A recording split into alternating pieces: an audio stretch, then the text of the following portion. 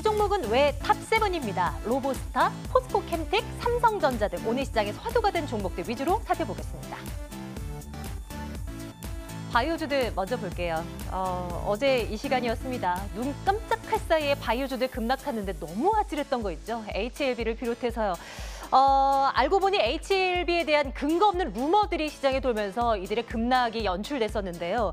그 이후 이 HLB 회사 측에서 유상증자, 임상 실패, 임상 환자 사망 이런 루머가 다 사실이 아니다라고 대박을 했고 또 이런 루머를 생산하고 유포하는 것에 대해서 강경 대응하겠다라는 것을 또 밝히기도 했었죠. 오늘 또 반등이 나오고 있는데요. 어제 하락분만큼은 되돌리지 못하고 있는 HLB의 움직임도 보이고요. 그 외의 종목들이 이제 반등세를 나타내고 있는 모습 확인이 가능합니다. 포스코캠텍을 보겠습니다. 나흘 연속해서 오르고 있습니다. 이제 이 종목도 남북 경협주로 좀 속해 놔야지 되는 것일까요? 이 회사 측에서 어제 남북 경협 사업 재개를 준비하고 있다고 밝혔습니다. 북한이 많이 가지고 있는 광물 자원들을 이 포스코캠텍이 동해를 따라서 포항으로 들여오는 것을 고려하고 있다고 전해지고 있는데요. 지금은 중국에서 이 수입하고 있는 마그네사이트나 흑연 등 광물 자원을 북한에서 가지고 온다. 물류 비용이 많이 줄어들 것이라는 전망들도 있습니다. 어쨌거나 5% 넘는 상승 오늘도 시연해내고 있습니다. 실리콘웍스, LG전자의 OLED TV용 T콘칩 사업을 양도받았다고 합니다. T콘칩이라 디스플레이 패널에 탑재되는 시스템 반도체라고 하는데요. 이것을 양도를 함으로써 LG전자는 고성능 시스템 반도체에 더 집중을 하겠고 또 실리콘웍스도 디스플레이 구동칩에 더 역량 강화하겠다라는 쪽으로 해석되면서 시장에서는 긍정적으로 분석합니다. 12% 넘는 급등입니다. LG전자로 주목된 또 하나의 종목이 있습니다. 로보스타 한번 볼까요? 어제장 마감 이후에 공시가 나왔는데요. 최대 주주 변경됐다라는 내용이었습니다. LG전자가 로보스타의 최대 주주로 등극했다라는 소식이 전해지면서 오늘 장중한때 많이 올랐어요. 그런데 오후장 들어서면서 급락으로 바뀌어버렸습니다. 12% 급락, 31,800원대에서 진행이 되고 있는데 어떤 관점에서 보면 좋을지 잠시 후에 좀 챙겨보도록 하겠습니다. 이번 주는 방탄소년단이 주식시장의 주인공인 것 같습니다. 세계 최고 보이그룹의 힘이 대단합니다. 그들의 인기로 수혜가 예상되는 업체들의 종류가 나날이 확대되고 있는데요. 음원, 패션, 영상, 매니지먼트 등 관련한 콘텐츠주들 괜찮습니다. 키스트 주가 보여주세요. 키스트 29% 넘는 급등으로 오늘도 진행되고 있는 모습이고요. 아이리버도 이어서 보여주시겠습니까? 8% 넘는 급등으로 진행되고 있는 모습이고요.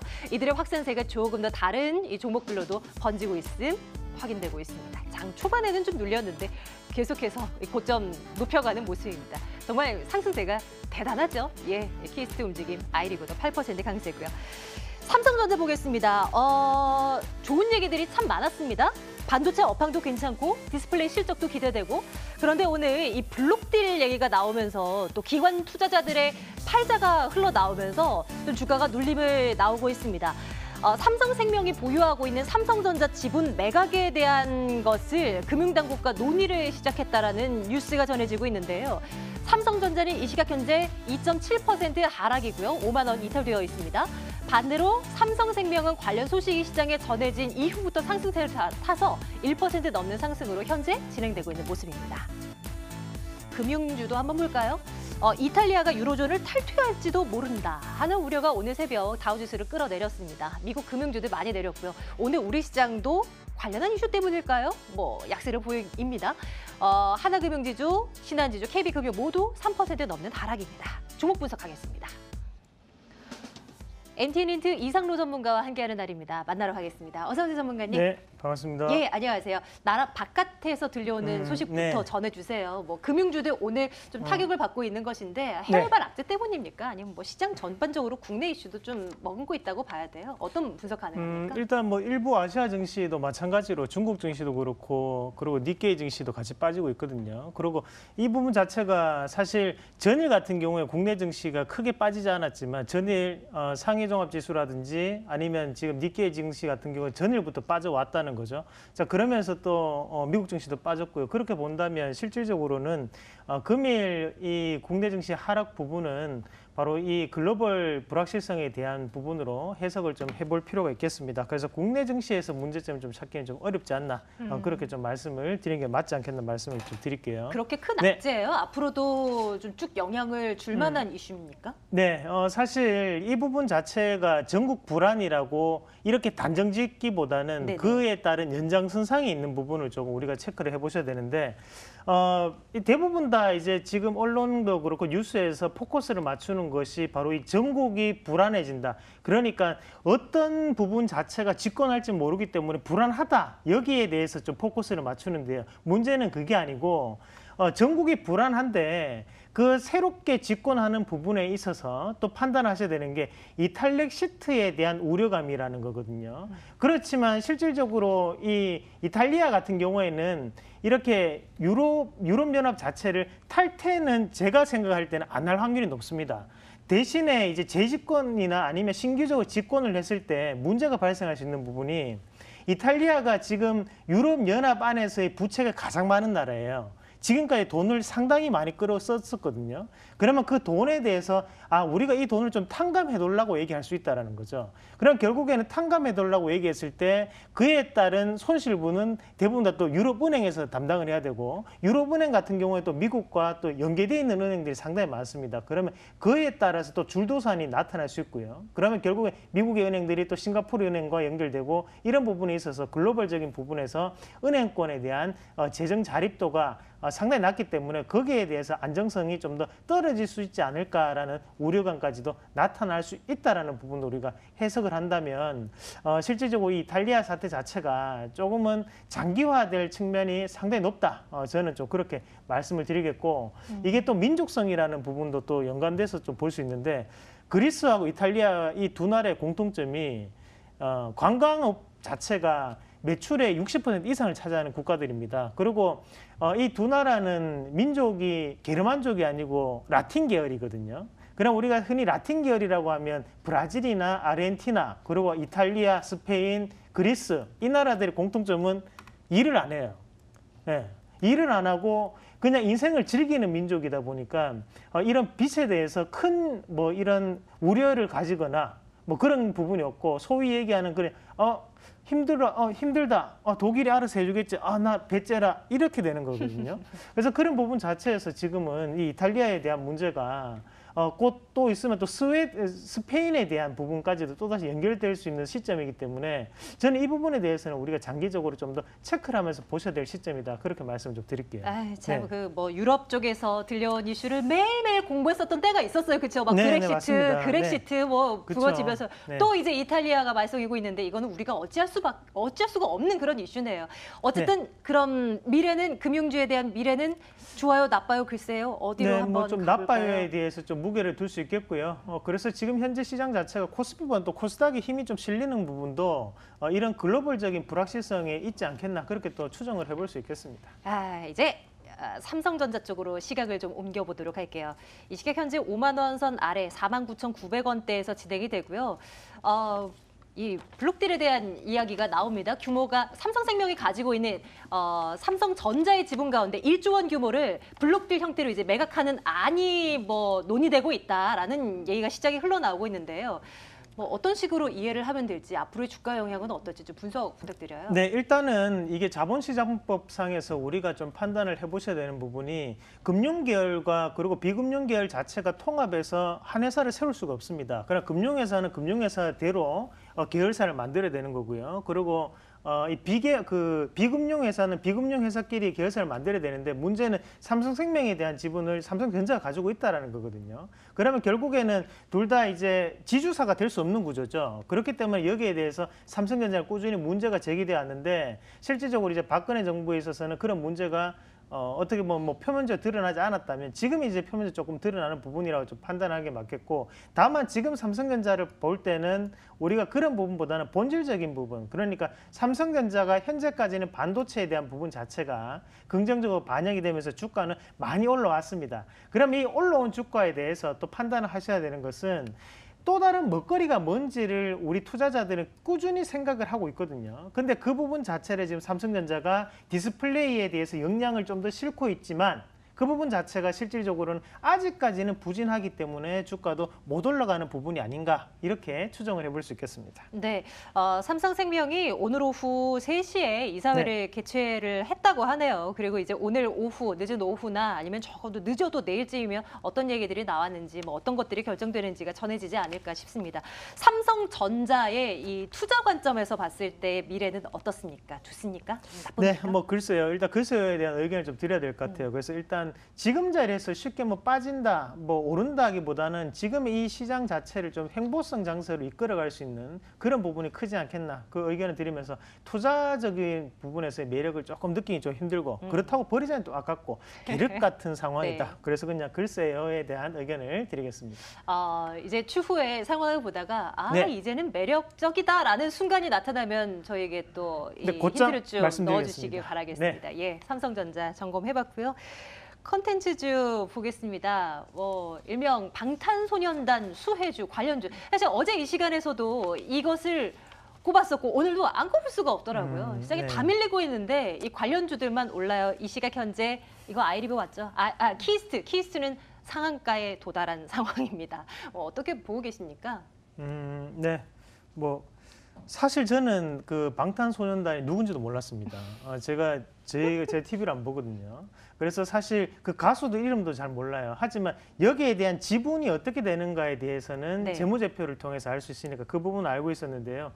근데 우리가 지금 좀 생각을 하셔야 되는 것은 오늘 이제 오르는 종목군들을 보면 음원 관련주들이 또 오르고 네. 그에 따라서 뭐 홍보를 같이 하는 기업들이 또 올랐거든요. 그런데 이제 처음에 올랐던 기업, 지난주부터 올랐던 기업이 엘비스앤미콘이라는 기업이었습니다. 그 기업은 뭐냐면 결국에는 그 방탄소년단에 대한 소속사에 대한 지분을 1%를 보유하고 있는 업체가 바로 LB인베스트였고 그 LB인베스트에 대한 지분을 보유하고 있는 업체가 엘비스앤미콘이었기 때문에 그래서 지분에 대한 직접적인 연결이 되었기 때문에 올랐다라고 본다면 지금 이제 음원 관련주들이 오른다는 것은 결국 마지막 단계까지 왔다라고 좀 저는 보는 시각이거든요. 그러면 이런 상승세 자체가 꾸준하게 이어질 수 있을 것인가에 대한 판단을 해야 된다는 거죠. 그러면 실질적으로 이 방탄소년단에 대한 뭐랄까요, 인기에 인해서 주가가 더 오른다 이런 부분으로 우리가 보기는 어렵고 다만 이 방탄소년단으로 인해서 키워드적인 부분으로 형성이 된다면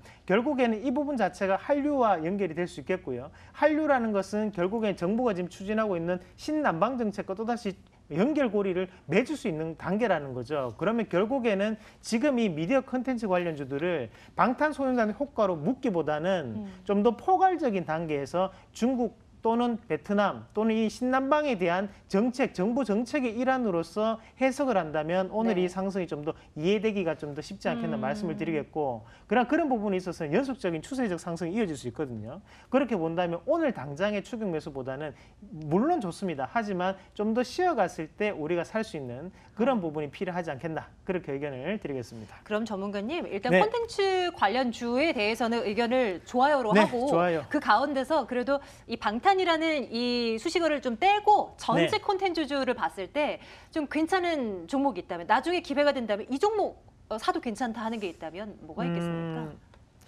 네.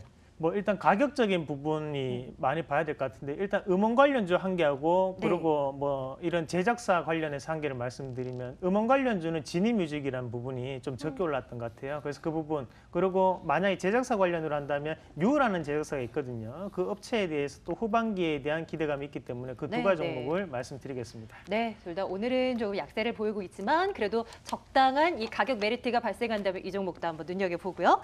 자, 이렇게 되면 이제 네 종목을 다 본 거죠? 한 종목 LG전자라는 이름을 앞세워서 부각된 종목이 있었잖아요. 한 종목 더 볼게요. 네. 로보스타 보겠습니다.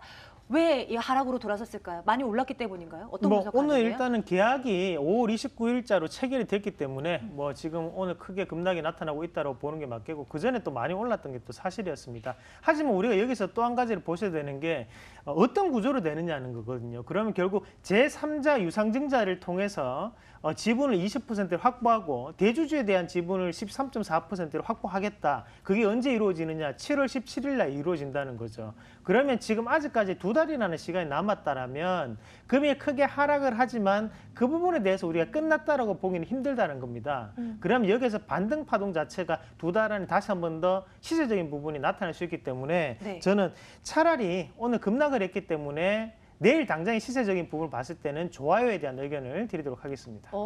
좋습니다. 네. 오늘 비록 하락세를 나타내고 있지만요. 좋아요 의견, 로보스타에 대한 의견 또 챙겨봅니다. 네 종목에 대한 말씀 주셨는데요. 이 중에 내일장 토픽 꼽는다면 네, 어느 쪽이에요? 로보스타 말씀드리겠습니다. 아, 그래요? 네. 예, 내일 당장 사라는 말씀은 아니셨던 거죠? 네. 조금 더 지켜보고 이 역시도 강하게 반등이 나올 구간이 분명히 있길 기대해 보겠습니다.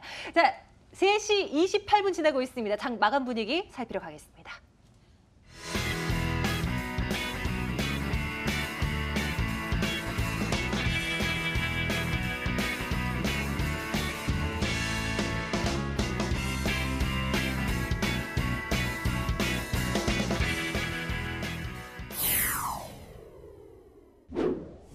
네, 대외 변수 불안 영향 등의 하락세를 보인 코스피 좀처럼 회복하지 못하고 있는데요. 살펴보겠습니다.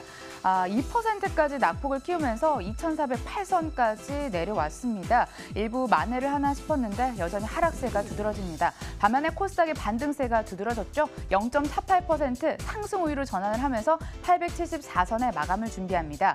코스피 시가총액 상위 종목과 코스닥 시가총액 상위 종목 극명하게 엇갈리고 있습니다. 코스피 같은 경우에 파란불 일색입니다. 삼성전자 기관의 매도를 맞아가면서 3.51%까지 내려앉으며 49,500원에 마감을 앞두고요. 다른 종목들도 녹록지 않습니다.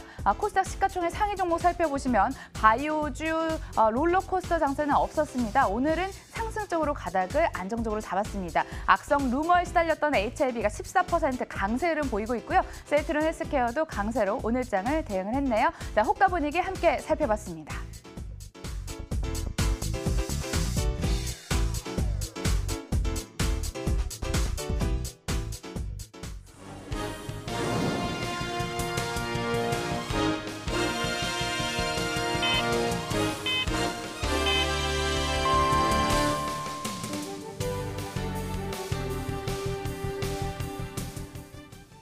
5월 30일 시장이 마감됐습니다. 이탈리아 금융시장 불안과 함께 미중 무역전쟁 우려가 심화가 되면서 투자 심리가 악화됐었죠. 코스피는 1.89% 낙폭을 확대하면서 2,410선에 마감을 지었습니다. 대다수 업종이 하락했고 또한 대형주 위주로 하락세가 두드러졌습니다. 반면에 코스닥은 0.37% 상승 우위로 전환 성공을 하면서 873선에 마감을 지었습니다. 자, 외국인 현선물 시장에서 모두 하락 쪽으로 베팅하는 모습을 보였습니다. 5,759억 원 매도 우위를 기록을 했고요. 기관 덩달아 매도하면서 이 같은 움직임은 3일째 이어졌습니다. 기관 내 금융투자 위주의 매도 움직임이 확대가 됐습니다. 다만 개인의 폭발적인 매수 움직임이 포착이 됐습니다. 9,509억 원 순매수 우위로 기록이 됐습니다. 개인의 코스닥에서도 순매수했는데요. 살펴보시죠. 573억 원을 순매수했습니다. 외국인 오락가락 했는데 결국 340억 원 순매수 우위로 기록이 됐고 기관이 752억 원 순매도 우위로 기록이 됐네요. 자, 가상화폐 관련주 살펴보도록 하겠습니다. 강세가 두드러졌는데 대법원이 가상화폐 비트코인을 경제적인 가치가 있는 재산으로 보고 몰수를 한다라는 판결을 확정을 했습니다. 이와 관련해서 투자 심리가 개선이 됐을까요? 이트론이 상한가에 진입을 하면서 오늘장을 마쳤네요. SCI 평가 정보도 14% 넘는 급등세, 비덴트 이스트원도 나란히 급등했습니다.